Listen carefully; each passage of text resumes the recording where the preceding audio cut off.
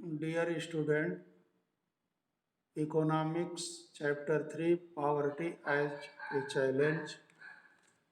निर्धनता, poverty means निर्धनता, एक चुनौती.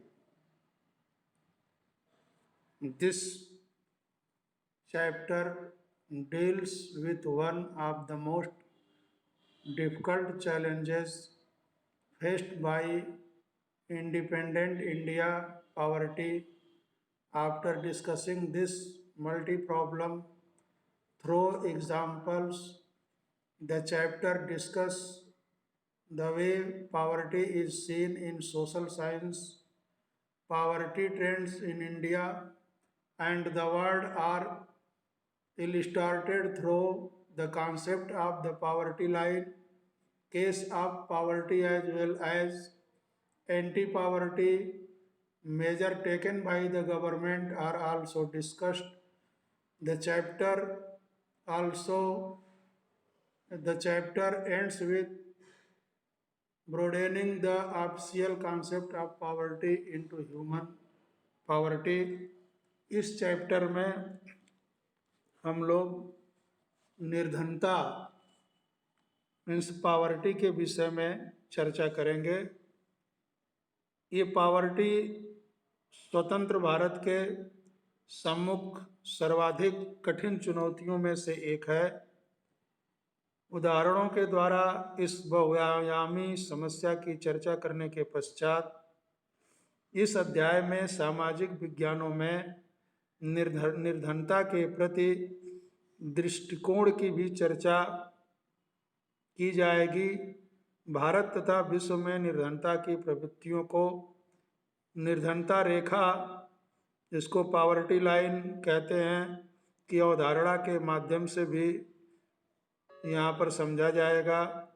निर्धनता के कारणों एवं सरकार द्वारा किए गए निर्धनता निवारण के उपायों की भी चर्चा हम लोग करेंगे और निर्धनता की आधिकारिक अवधारणा को मानव निर्धनता तक विस्तृत करके इस अध्याय को हम लोग समझेंगे. Introduction. In our daily life we come across many people who we think are poor.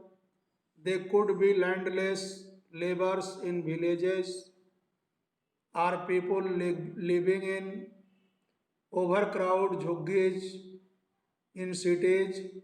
They could be daily wage workers at construction sites or child workers in dhabas. They could also be beggars with children. In tatters, we see poverty all around us. In fact, every fourth person in India is poor. This means roughly 300 million people in India live in poverty. This also means that India has the biggest single concentration of the poor, concentration of the poor in the world. This illustrates the seriousness of the challenge. हम अपने चारों तरफ यदि देखें, अपने दैनिक जीवन में हम अगर अपनी नजरें दौड़ाएं तो हम कई प्रकार के निर्धनता को देख सकते हैं. जैसे गांव के भूमिहीन श्रमिक, शहरों की भीड़ भरी झुग्गियों में रहने वाले लोग, कंस्ट्रक्शन प्लेस मीन्स निर्माण स्थलों के दैनिक वेतनभोगी, ढाबों में काम करने वाले बाल श्रमिक, चिथड़ों में बच्चों को उठाए भिखारी आदि को हम अपने दैनिक जीवन में देख सकते हैं। जिधर भी हम नज़र दौड़ाएंगे इस प्रकार का दृश्य हमको अपने देश में दिखाई पड़ेगा। भारत सरकार का जो डेटा है उस डेटा के अनुसार हर चौथा व्यक्ति पावर्टी बिलो पावर्टी लाइन से नीचे है। इसका मतलब कि जो हमारे देश की पॉपुलेशन है उसमें लगभग 300 मिलियन 30 करोड़ पीपुल भारत में निर्धनता में जीने के लिए विवश हैं। और वाकई में यह एक बहुत ही गंभीर चुनौती है। जिस देश में इतनी बड़ी आबादी जिसको मूलभूत जो आवश्यकता है वह आवश्यकता नहीं मिल रही है। अब आगे हम देखेंगे कि किस प्रकार की निर्धनता होती है, निर्धनता कितने प्रकार की होती है। तो उसके लिए 2 टिपिकल केसेस ऑफ पॉवर्टी, निर्धनता के 2 विशिष्ट मामले, नंबर 1 अर्बन केस और नंबर 2 रूरल केस। इन दोनों स्थानों पर किस प्रकार की निर्धनता होती है इस चीज़ को हम लोग देखेंगे। 33 ईयर ओल्ड एक व्यक्ति के स्टोरी के माध्यम से इसको समझने का प्रयास करेंगे। 33 year old Ram Sharan works as a daily wage labour in a wheat flour mill near Ranchi in Jharkhand. He managed to earn around rupees 1,500 a month. When he find employment, which is not often, the money is not enough to sustain his family of 6 that include his wife and 4 children aged between 12 years to 6 months. He has to send money home. एक 33 वर्षीय राम शरण नाम का व्यक्ति जो एक wheat flour mill में काम करता है, वेतन के रूप में उसे 1500 रुपया मिलता है और उसके परिवार में 6 सदस्य हैं। 6 साल से 12 साल तक के 4 बच्चे उसके शामिल हैं। To his old parents who live in a village near Ramgarh, his father, a landless laborer, depend on Ram Saran and his brother who lives in Hazaribagh for sustenance. Ram Saran lives in a one-room rented house in a crowd basti in the outskirts of the city. It's a temporary shack built of bricks and clay tiles. His wife Santa Devi works as a part-time maid in a few houses and managed to earn another 800 rupees per month. They manage a merge meal of dal and rice twice a day, but they are never enough for all of them. His elder son works as a helper in a tea shop to supplement the family income and earn another rupees 300 while his 10-year-old daughter takes care of the younger sibling. None of the children go to school. They have only 2 pairs of hand-me-down classes. New ones are brought only when the old class become unwearable. Shoes are a luxury. The younger kids are under nourished. They have to access to health care when they fall ill. अब राम शरण के गांव में उसके बूढ़े माता पिता के लिए भी पैसा भेजना पड़ता है, क्योंकि उसके पिता एक भूमिहीन श्रमिक हैं। वो अपने जीवन निर्वाह के लिए राम शरण और हजारीबाग में रह रहे उसके भाई पर ही निर्भर है। राम शरण शहर के एक भीड़ भाड़ भरे इलाके में एक झुग्गी झोपड़ी में, वो भी एक कमरे के रेंट पर रहता है। उसकी पत्नी भी दूसरे के घरों में काम करती है, जो 800 रुपये किसी प्रकार से वो कमा पाती है। उसका बड़ा बेटा जो वो भी एक चाय की दुकान पर काम करता है। उसकी 10 साल की बेटी छोटे बच्चों की देखभाल करती है। ये परिवार में 3-3 सदस्य वर्क करने के बाद भी, काम करने के बाद भी उनकी स्थिति ऐसी है कि किसी प्रकार से 2 जून की रोटी बड़े मुश्किल से वो जुटा पाते हैं। कपड़े वो तब लेते हैं जब उनका कपड़ा बिल्कुल हट जाता है। वही हमने देखा वहाँ हॉस्पिटल में इतना थकावट, उनका कपड़ा बिल्कुल फट जाता है। और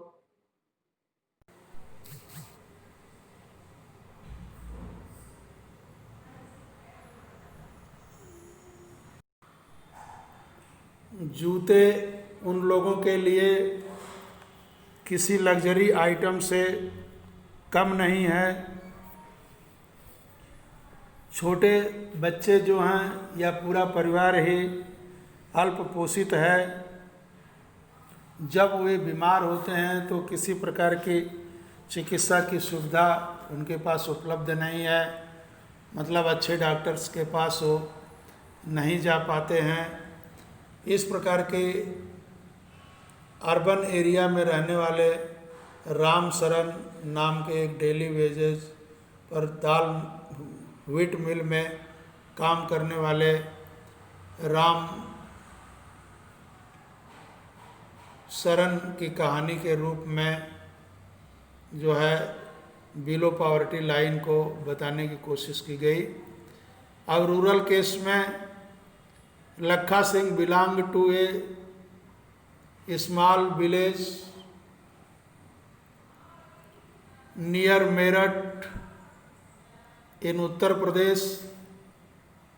His family does not own any land, so they do old jobs for the big farmers.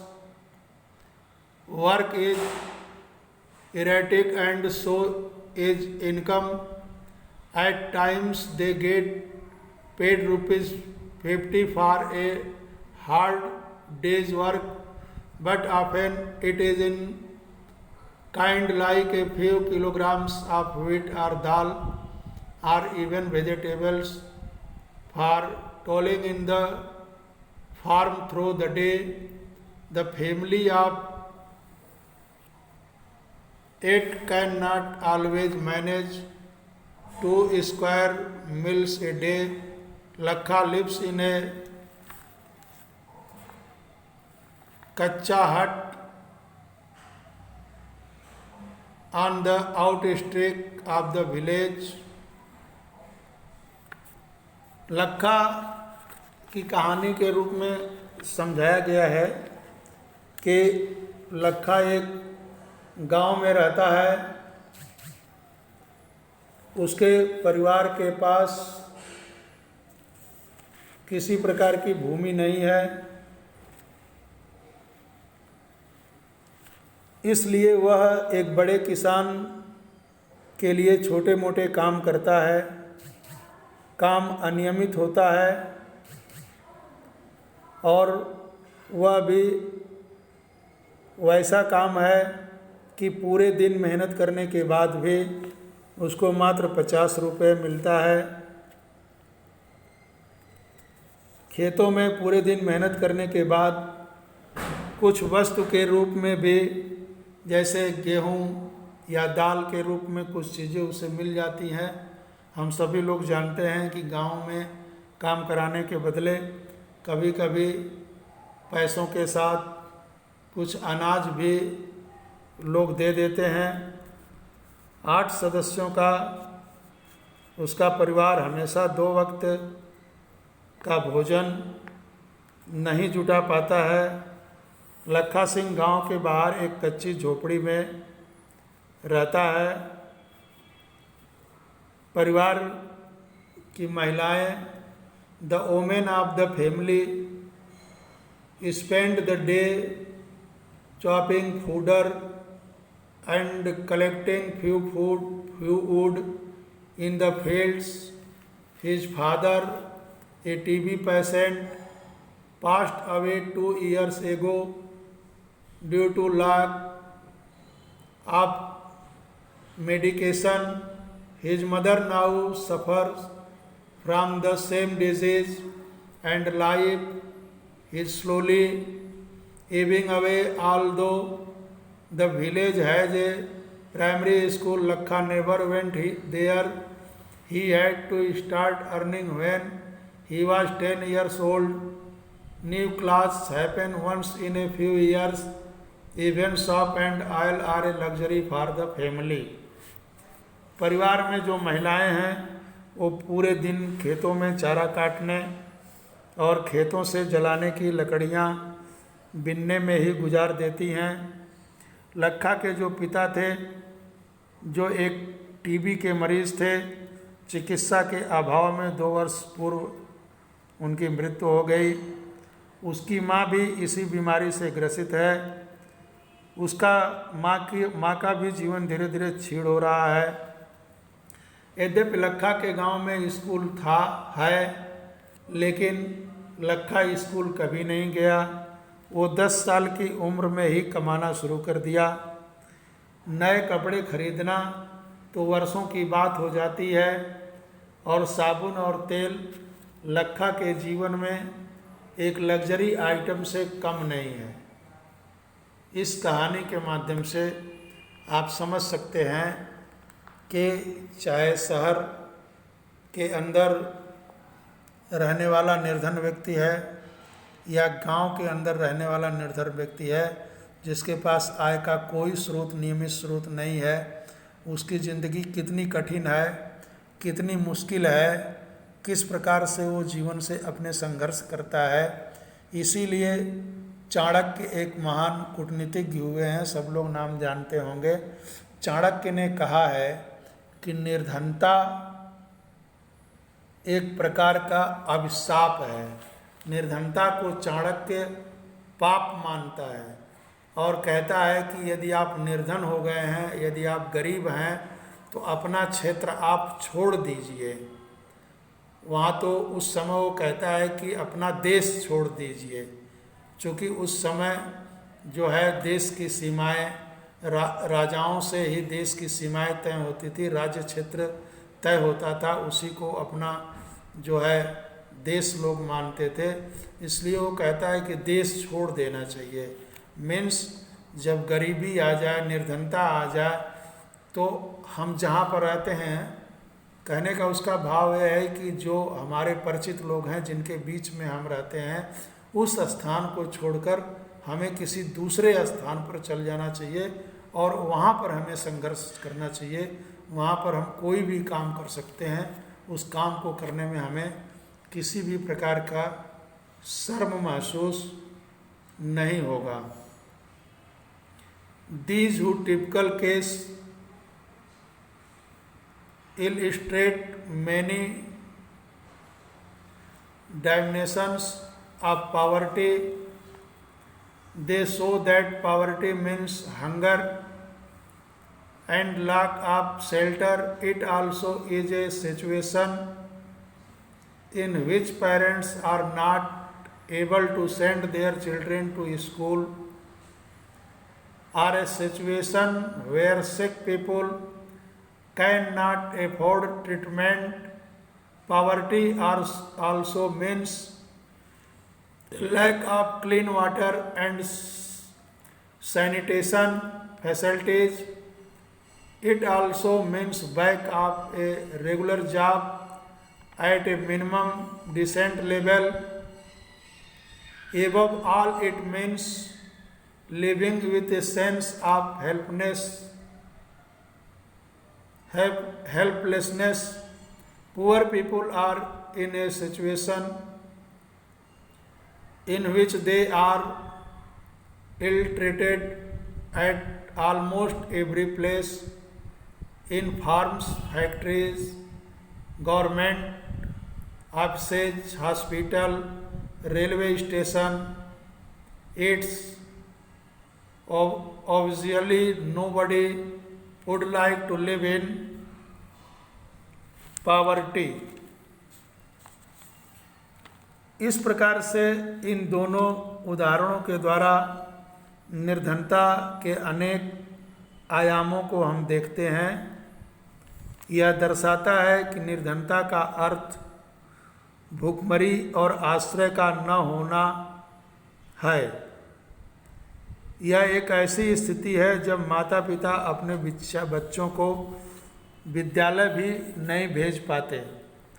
केवल आश्रय का न होना माने कोई अच्छा निवास न होना और भोजन न मिलना ही केवल पावर्टी नहीं है, निर्धनता नहीं है। इस निर्धनता के कारण ही पेरेंट्स अपने बच्चों को विद्यालय नहीं भेज पाते। कोई बीमार हो गया, उसका इलाज नहीं करवा पाते। स्वच्छ जल और सफाई सुविधाओं का भी अभाव रहता है। यह भी निर्धनता का एक आयाम है।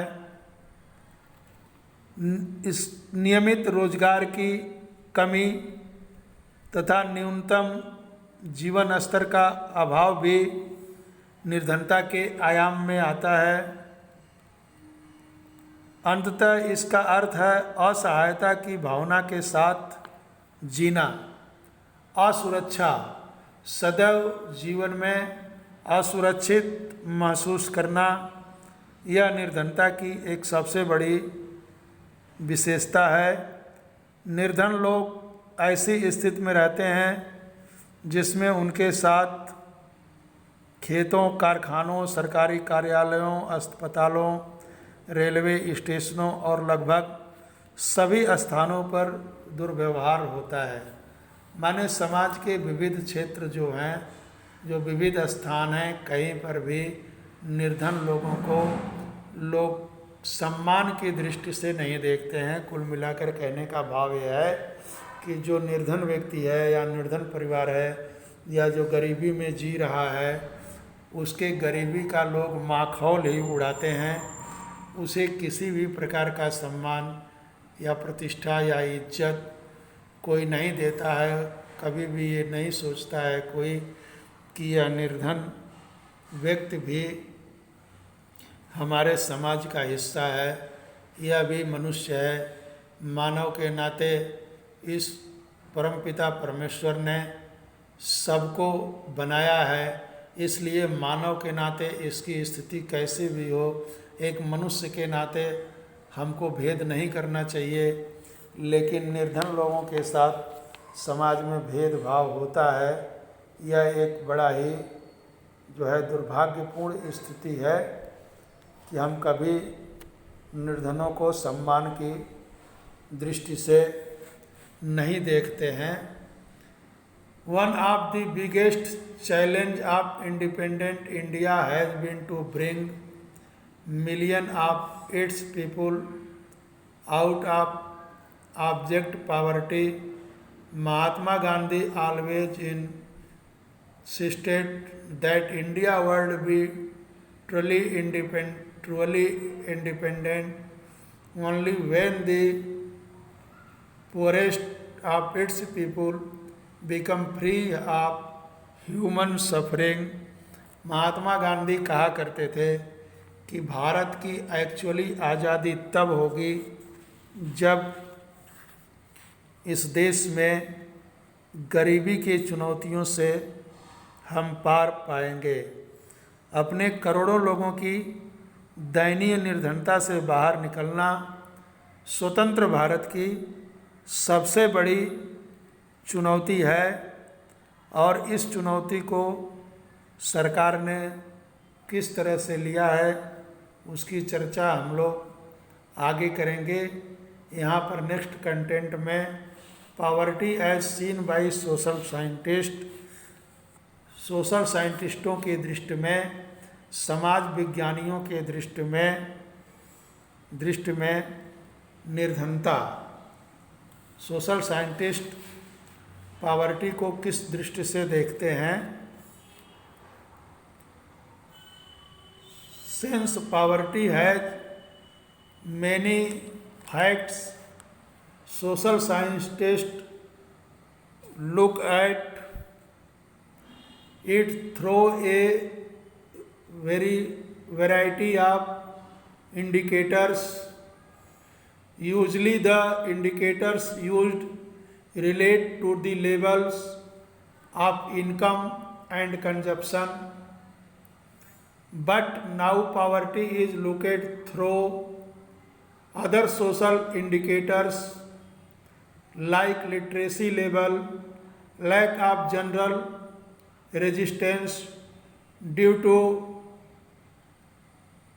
malnutrition, lack of access to health care, lack of job opportunity, lack of access to safe drinking water, sanitization. Its analysis of poverty based on social exclusion and vulnerability is now becoming very common. एक समाज विज्ञानी अनेक सूचकांकों के माध्यमों से poverty को देखते हैं जो आय और उपभोग के स्तर से संबंधित हैं, लेकिन निर्धनता को निरक्षरता स्तर, कुपोषण के कारण, रोग प्रतिरोधी क्षमता की कमी, स्वास्थ्य सेवाओं की कमी, रोजगार के अवसरों की कमी, सुरक्षित पेयजल एवं स्वच्छता तक पहुंच की कमी आदि जैसे अनेक सामाजिक मानकों के माध्यम से भी निर्धनता को समाज विज्ञानी देखते हैं। सामाजिक अपवर्जन और असुरक्षा पर आधारित निर्धनता का विश्लेषण अब बहुत सामान्य बात होता जा रहा है। माने अगर रेगुलर जॉब नहीं है, जॉब की अपॉर्चुनिटी नहीं है, पीने का स्वच्छ पानी नहीं है, रहने के लिए क्लीन प्लेस नहीं है, हेल्थ केयर की सुविधा नहीं है, अगर लिटरेसी नहीं है, व्यक्ति लिटरेट नहीं हो पा रहा है, वह कुपोषण का शिकार है, जितना न्यूट्रिशन उसको पोषण के लिए भोजन मिलना चाहिए अगर वो भोजन नहीं मिल रहा है, उसके अंदर बॉडी में रोग प्रतिरोधक क्षमता, रोगों से लड़ने के लिए जो एंटीबॉडी चाहिए वह रोग से लड़ने की क्षमता यदि नहीं है, तो ये सारा सब कुछ समाज विज्ञानियों के दृष्टि में निर्धनता के आयाम हैं और इस निर्धनता के आयाम से पार पाना एक जो है कठिन चुनौती है। इसलिए जो है निर्धनता को हर तरह से एक अभिशाप माना गया है, और इस अभिशाप से मुक्ति के लिए आगे हम देखेंगे कि हमारी गवर्नमेंट किस तरह से प्रयास कर रही है। Thank you.